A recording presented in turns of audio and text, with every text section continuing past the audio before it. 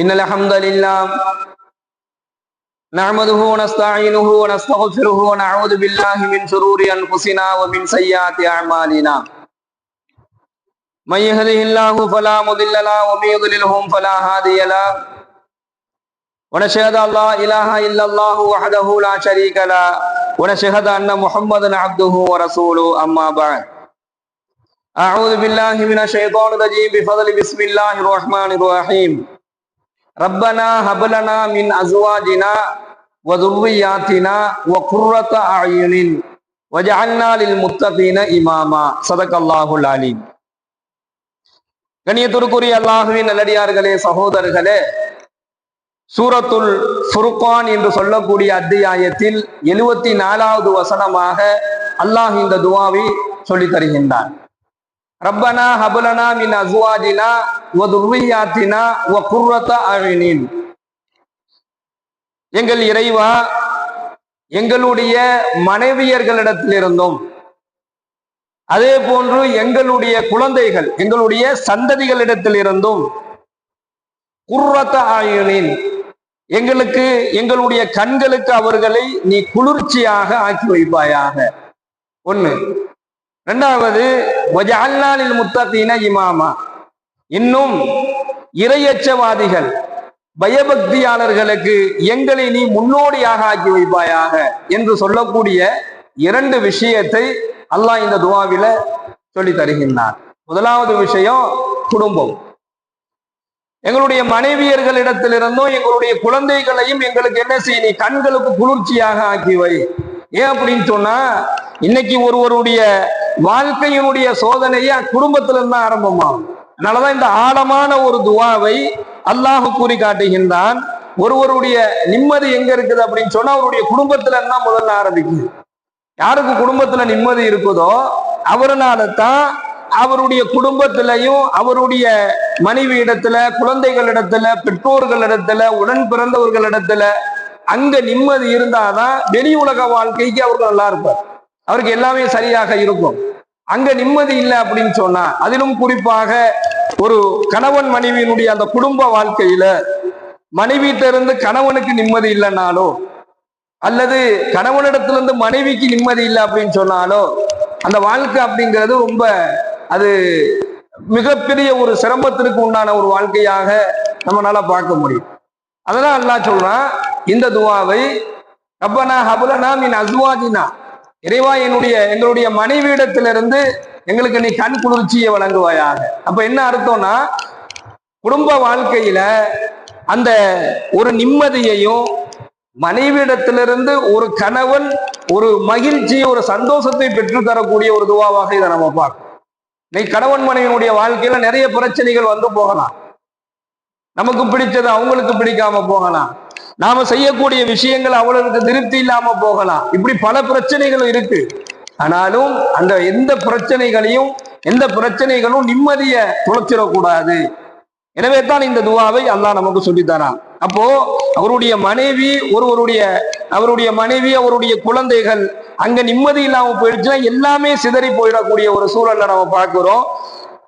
பெருமானார் ஸல்லல்லாஹு அலைஹி வஸல்லம் அவர்கள் சொல்லி காண்பிக்கின்றார்கள், நல்ல மனைவி இருக்கிறாங்கல்ல, உங்களுக்கு நல்ல மனைவி கிடைச்சிருச்சு அப்படின்னு சொன்னா அது அல்லாஹ் உங்களுக்கு கொடுத்திருக்கக்கூடிய ஒரு அற்புடை என்பதாக சொல்றாங்க. யாருக்கு நல்ல மனைவி கிடைச்சிட்டாங்களோ அந்த அவருடைய மனம் நோகாமல், அவருக்கு சிரமத்தை கொடுக்காம, அவர் எவ்வளவு சம்பாதிச்சு கொடுத்தாலும் அவர் கொடுக்கக்கூடிய அந்த பொருளாதாரத்துக்குள்ள அந்த குடும்பத்தை நடத்தக்கூடிய ஒரு பெண், அதே போன்று தன்னுடைய கணவனுக்காக வேண்டி தன்னுடைய கருப்பை முழுவதுமாக பாதுகாத்து கொண்ட அந்த பெண், அதே போன்று தன்னுடைய கணவனுக்கு கண்ணியத்தையும் மரியாதையும் செலுத்தக்கூடிய பெண், அவருடைய மனதிற்கு எல்லா வகையிலும் திருப்தி கொடுக்கக்கூடிய ஒரு மனைவி கிடைச்சிட்டா அப்படின்னு சொன்னா அது அல்லாஹ் உங்களுக்கு வழங்கிய அருட்கொடை என்பதாக நாயகம் ஸல்லல்லாஹு அலைஹி வஸல்லம் சொல்றாங்க. அதே போன்றுதான் பிள்ளைகள், உங்களுடைய பிள்ளைகள் உங்களுக்கு என்ன செய்யப்படும், அல்லாஹ்வுடைய அருள். அப்போ அந்த பிள்ளைகள் நாம சொல்வதை கேட்கக்கூடியவர்களாக, நமக்கு கண்ணியம் செலுத்தக்கூடியவர்களாக, பெற்றோர்களுக்கு அவர்களுடைய பேச்சை கேட்காமலோ அல்லது அவர்களை நோகடிக்காமல் இருந்துட்டாங்கன்னு சொன்னாலே என்ன செய்யப்படும், அவருக்கு அது ஒரு பெரிய பாக்கியம் என்பதாக ஸல்லல்லாஹு அலைஹி வஸல்லம் சொல்றாங்க. ஆனால் எதை அருட்கொடை என்றும் அருள் என்றும் சொன்னாங்களோ அங்கதான் சோதனைன்னு சொல்லி சொல்றாங்க. அங்கதான் அது சோதனையாகவும் இருக்குது. மனைவி, உங்களுடைய மனைவி, உங்களுடைய பிள்ளைகள், நீங்க சம்பாதிக்கக்கூடிய சொத்து சோகம், பொருளாதாரம், செல்வம் எல்லாமே உங்களுக்கு ஒரு சோதனை தான். அல்லாஹ்வுடைய தூதரும் சொல்றாங்க, இதுலதான் உங்களுக்கு சோதனை ஆரம்பமாகும், இதுலதான் நிம்மதி இருக்குது. எதுல அல்லாஹ் சோதனையை கொண்டு போய் வச்சிருக்கிறானோ அதுலதான் அல்லாஹ் நிம்மதியை வச்சிருக்கிறான். எதுல நிம்மதி இருக்கோ அதுல சோதனையும் இருக்கு. அப்ப இந்த ரெண்டுமே, கணவன், குழந்தைகளும், மனைவிகளும், குடும்பமும் உங்களுக்கு ஒரு சோதனை தான். ஆனாலும் இந்த துஆவை கொண்டு அல்லாஹ்விடத்துல நாம என்ன செய்யணும்? அந்த சோதனையான அந்த விஷயத்துல இருந்து நிம்மதியை தேடணும். அதுல இருந்து நமக்கு ஒரு கண் குளிர்ச்சியை நாம தேடணும் என்பதைத்தான் இந்த துஆவுல அல்லாஹ் நமக்கு சொல்லித்தரான். கண்ணியமிக்க சகோதரர்களே, பெருமானார் ஸல்லல்லாஹு அலைஹி வஸல்லம் அவர்களுக்கு அல்லாஹ் சொல்லி கொடுத்த அழகான ஒரு செய்தி ஒன்று இருக்கு. அல்லாஹ் சொல்றான், வஅமுர் அஹலக பிஸ்ஸலாத்தி வஸ்தபிர் அலைஹா. அழகான ஒரு வசனத்தில் அல்லாஹ் சொல்லி தரான், வஅமுர் அஹலக பிஸ்ஸலாத்தி. நபியே, உம்முடைய குடும்பத்தாரை தொழுது வருமாறு நீங்கள் ஏவுவீராக. நபியே, உம்முடைய குடும்பத்தார்களை தொழுது வருமாறு நீங்கள் ஏவுவீராக. வஸ்தபிர் அலைஹா, இன்னும் பொறுமையோடும் உறுதியோடும் அதுல நீங்கள் நிலைத்திருப்பீராக. எதுல? குடும்பத்தை தொலை வைக்கிறதுல. தொலை வைக்கணும் அப்படிங்கிறது ஒரு குடும்பத்தில் இருக்கக்கூடிய ஒரு ஆணினுடைய அல்லது ஒரு பெண் எல்லோருடைய பொறுப்பு. அது குடும்பத்தார்களை தொலை வைப்பது ஒரு குடும்பஸ்தனுடைய மிகப்பெரிய பொறுப்பு. எப்படி அந்த குடும்பத்தை பார்த்துக்கிறது நம்ம பொறுப்போ, அந்த குடும்பத்துக்கு பொருளாதாரத்தை கொடுக்கறது நம்ம பொறுப்போ, அந்த குடும்பத்தார்களுக்கு பாதுகாப்பு வழங்குவது எப்படி நம்முடைய பொறுப்போ, அதே போன்று ஒவ்வொரு குடும்பத்தாரனுடைய அந்த தலைமையா ஒரு ஆள் இருப்பாரு, அவருடைய பொறுப்பு அவருடைய குடும்பத்தார்களை தொலை வைப்பது அவருடைய பொறுப்பு. இது அல்லாஹ் சொல்லி தரக்கூடிய ஒரு செய்தி. குடும்பத்தார்களை தொழுகுமாறு நீங்கள் ஏவுவீராக, இன்னும் அதில் பொறுமையோடும் உறுதியோடும் இருப்பீராக. அவ்வளவு சீக்கிரம் இன்னைக்கு நிறைய பேரை நம்ம பார்க்கிறோம், வீட்டுல இருக்கக்கூடிய பெண்களை, குழந்தைகளை, மனைவிய, பெற்றோர்களை அல்லது உடன் பிறந்த சகோதர சகோதரிகளை தொலை வைப்பது ரொம்ப சிரமமா இருக்கும். ஆனா அவர் 5 வேளை தொழுகிறார், ஆனா அவங்கள என்ன செய்ய முடியாது, இவர்னால தொலை வைக்க முடியாது. அவர் மனசுக்குள்ள அது ஒரு வேதனையாவே இருக்கும். இருந்தாலும் அதுக்காக வேண்டி நாம் என்ன செஞ்சிடக்கூடாது, நாம சொன்னா இவங்க எங்க கேட்கவா போறாங்கன்னு விட்டுறக்கூடாது. அது நம்முடைய குடும்பம், அந்த குடும்பத்தை பாதுகாப்பது நம்முடைய பொறுப்பு.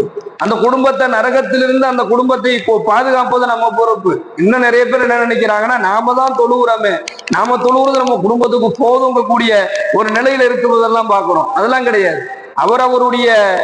அவரவருடைய மூட்டையை, பாவ மூட்டையை அவரவரனால் தான் சுமக்க முடியும். வேற யாரும் என்ன செஞ்சிட மாட்டாங்க. அங்க இங்க கொண்டாங்க, உங்க பாவ மூட்டையை நான் சுமந்துக்கிறேன் அப்படின்னு சொல்லி யாரும் கேட்க மாட்டாங்க. ஒரு நன்மையை தகப்பன் கேட்டுவாருன்ட்டு மகன் ஓடக்கூடிய நாள் அது. ஒரு நன்மையை மகன் கேட்டுவான்னு தகப்பன் ஓடுவார். இன்னைக்கு எந்த மகனுக்காக வேண்டி தகப்பன் உழைக்கிறாரோ, இன்னைக்கு எந்த மனைவிக்காண்டி ஒரு கணவன் உழைக்கிறாரோ, அப்படிப்பட்ட அந்த கணவன், அப்படிப்பட்ட அந்த தகப்பன் நாளைக்கு மறுமை நாள்ல தன்னுடைய மகனை பார்த்தா ஓடி போயிடுவார். எங்க நம்மள்ட்ட நன்மை எதுவும் கேட்டுருவாங்களோன்னு. எந்த மனைவிக்காக வேண்டி உழைக்கின்றாரோ ஒரு கணவன், அந்த கணவர் நாளைக்கு மறுமையில மனைவியை பார்த்தா தெரிச்சு ஓடிடுவார், எங்கள்கிட்ட நன்மை எதுவும் கேட்டுருவாங்களோ அப்படின்னு கூடிய. அப்ப எந்த விதமான பிரயோஜனமும் தரவே மாட்டார்கள் மறுமை நாளையில.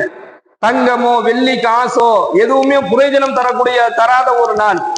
அப்ப யாருனாலும் எந்த விதமான பிரயோஜனம் இல்லாத நாள். அந்த நாளையில ஒரே ஒரு பிரயோஜனம் நமக்கு இருக்குதுன்னு சொன்னா, நாம செஞ்ச அமல்களை கொண்டுதான். நாம தொழுதிருந்தோம்னா அந்த தொழுகை நம்மளை காப்பாத்திடும்.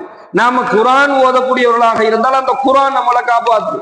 நாம தான தர்மம் செஞ்சிருந்தோம்னா அந்த ஜக்காத், அந்த தான தர்மங்கள், சதக்காக்கள் நம்மளை பாதுகாக்கும். வேற எதுவும் நம்மளை பாதுகாத்துற.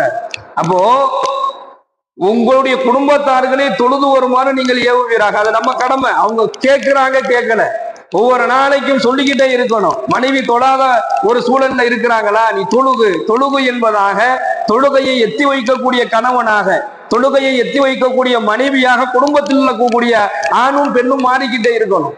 அது நம்ம மீது கடமை. இது அல்லாஹ் குர்ஆன்ல சொல்லி தரக்கூடிய ஒரு செய்தி. உன்னுடைய குடும்பத்தார்களை தொழுகுமாறு நீங்கள் ஏவுவீராக. இன்னைக்கு எத்தனை பேர் நாம தொழுகைக்கு நம்முடைய குடும்பத்தார்களை நாம ஏவிக்கிட்டு இருக்கோம் தெரியாது. எவ்வளவு பேரை தொழுகைக்காக வேண்டி அழைக்கக்கூடியவர்கள் குடும்பத்துல தொழுகை இல்லாமல் இருப்பதை பார்க்கிறோம். சொன்னாலும் கேட்க மாட்டேங்கிறாங்கன்னு சொல்லிட்டு நம்ம விட்டுறோம். ஆனா அப்படி விட்டக்கூடாது. நீங்கள் ஏவனும் வஸ்தபிர அலைஹா, அதுல பொறுமையும் உறுதியும் இருக்கணுங்கிறாங்க. அல்லாஹ் சொல்றான், அதுல பொறுமையும் உறுதியும் இருக்கணும். எதுல?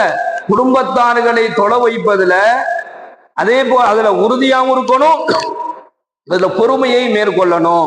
லா நசாலுக்க ரிசுக்கன், அல்லாஹ் சொல்லலாம், உங்கள்கிட்ட இருந்து நான் உணவுலாம் கேட்கல நபியே. லா நசாலுக்க ரிசுக்கன், உங்கள்கிட்ட இருந்து எனக்கு சாப்பாடு கொடுங்க, நீங்க எனக்கு ஏதாச்சும் படையல் வைங்க, நீங்க எனக்கு ஏதாவது உணவு கொடுங்கன்னு உங்கள்கிட்ட நான் ரிசுக்கெல்லாம் கேட்கல. நஹனு நர்சுக்குக்க, நான் உங்களுக்கு உணவை கொடுக்குறேன் அல்லாஹ் சொல்றான். உங்கள்கிட்ட நான் எதுவும் கேட்கல மனிதர்களே, உங்களிடத்தில் நான் எதையுமே கேட்கல. ஆனா நபியை பார்த்து அல்லாஹ் சொல்றான், உங்கள்கிட்ட நான் எதுவும் கேட்கல, நஹனு நர்சுக்குக்க, ஆனா நான் உங்களுக்கு கொடுக்குறேன், உணவு கொடுக்குறேன், உங்களுக்கு எல்லாம் நான் உங்களுக்கு கொடுக்குறேன். வலாகிபத்துலி தக்குவா, இறுதி முடிவு பயபக்தியாளர்களுக்கு சிறந்ததாக அமையும் என்பதாக அல்லாஹ் சொல்லி காண்பிக்கின்றார். கண்ணியமிக்க சகோதரர்களே, இபாதத்தை கொண்டு நாமும் நம்முடைய குடும்பத்தார்களை நாம சரி செஞ்சோம்னா அல்லாஹ்வினுடைய உதவி கிடைக்கும். அந்த குடும்பத்துல அல்லாஹ் அவருடைய எல்லோரையுமே, குடும்ப உறுப்பினர்கள், மனைவி, குழந்தைகள் எல்லோரையுமே அவருடைய கண்களுக்கு என்ன செஞ்சிருவான், அல்லாஹ் குளிர்ச்சியாக ஆக்கி வச்சிருவான். அதுதான் நமக்கு முக்கியம். வீட்டுக்குள்ள நுழைஞ்ச உடனேயே மனதிற்கு சந்தோஷம் வர வேண்டும், அதுதான் குடும்ப வாழ்க்கை. வீட்டுக்குள்ள போன உடனேயே மனைவியை பார்த்தா பிடிக்கல, பிள்ளைகளை பார்த்தா கோபம் அப்படின்னு சொன்னா எவ்வளவு கோடிக்கணக்காக சம்பாதித்தாலும் அவரிடத்துல என்ன செஞ்சிட முடியாது, நிம்மதி இருக்காது. அதனாலதான் அல்லாஹ் சொல்றான், ரப்பனா ஹபலனா மின் அஸ்வாஜினா, எங்கள் இறைவா எங்களுடைய மனைவி இடத்திலிருந்து எனக்கு கண் குளிர்ச்சியை வழங்குவாயாக. துர்ரியாத்தினா, எங்களுடைய பிள்ளைகள், எங்களுடைய சந்ததிகள் இடத்திலிருந்து எங்களுக்கு நீ கண் குளிர்ச்சியை வழங்குவாயாக.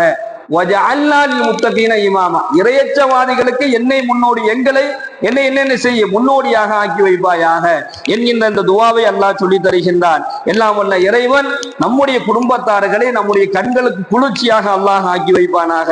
வாயுதாவானா அல்ஹம்துலில்லாஹி ரப்பில் ஆலமீன். அஸ்ஸலாமு அலைக்கும் வரஹ்மத்துல்லாஹி வபரகாத்துஹு. சுப்ஹானல்லாஹி வபிஹம்திஹி, சுப்ஹானக்கல்லாஹும்ம வபிஹம்திக, வனஷ்ஹது அல்லா இலாஹா இல்லா அன்த, வனஸ்தக்ஃபிருக வனதூபு இலைக். சுப்ஹான ரப்பிக ரப்பில் இஸ்ஸத்தி அம்மா யசிஃபூன், வஸலாமுன் அலல் முர்ஸலீன், வல்ஹம்துலில்லாஹி ரப்பில் ஆலமீன். ஸல்லல்லாஹு